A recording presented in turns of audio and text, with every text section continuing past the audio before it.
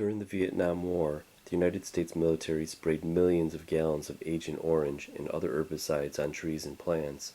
Although it happened decades ago, concerns about adverse health effects remain.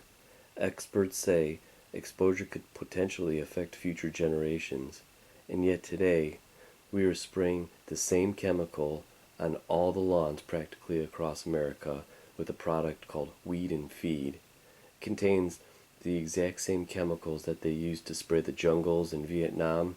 We're spraying the lawns and front lawns of America with 2,4-D, a very cancer-causing chemical. March 29th, 2016, and did you know that when you add the Weed and Feed to your lawn that you're basically putting the same chemical that's in Agent Orange that's got a lot of problems with causing cancer and illness and disease? The active ingredient is called 2,4-D. Now there are warnings. It also says that it's harmful if swallowed. Avoid contact with eyes, skin, and clothing. Wear goggles when applying the products.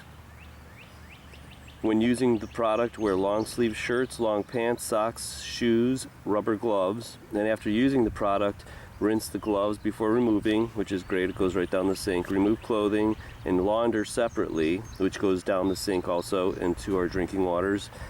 Promptly remove and thoroughly wash the hands and exposed skin with soap and water.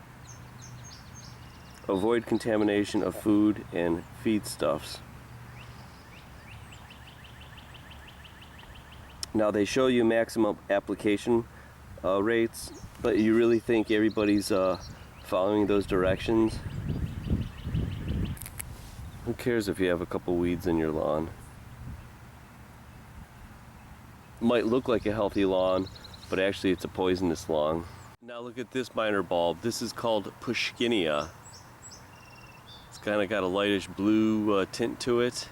And now can you imagine how many bees you'll be attracting to your yard?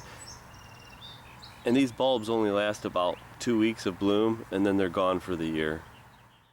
Alright, here's my lawn, and I got it all packed with minor bulbs.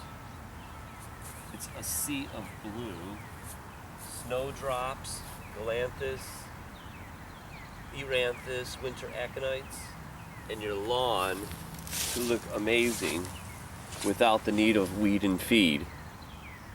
Now in about a month, once these are all done blooming, you just cut it like grass and they're done for the year, and they come back year after year after year. Now can you imagine your front lawn that's just a mass of minor bulbs and color? The Weed and Feed is really it's an herbicide that is killing not only the weeds, broadleaf weeds, but when your kids walk in it and when your pets walk in it, they're absorbing that in their feet. They may be breathing some residual stuff that gets up into the air. It's total poison.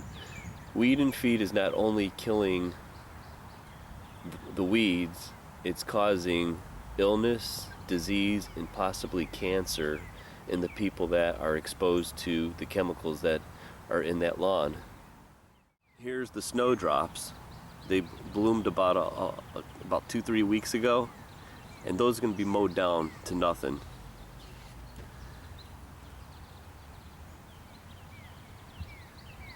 See all the snowdrops? And here's the lawn. What would you rather have, your health or a healthy lawn? And there are millions of pounds of this that is getting applied to our lawns, and you know where it ends up? In the soil. It runs off, it ends up in our water, and eventually it all ends up in our bodies. Now, did you ever try to check out at either a Home Depot or a Lowe's or a store that sells the gardening equipment, greenhouses? Did you ever check out at Line and they just got piles and bags of this weed and feed and Roundup. I swear I could only be in line for a couple minutes and I'll just start getting a massive headache. How these people can work all day long in that environment is beyond me. They don't realize that they're being poisoned.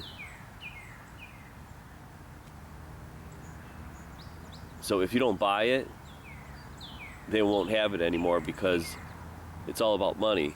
If they're not making money, they go out of business. So who cares if we have a perfect lawn? Wouldn't you rather have a perfect health?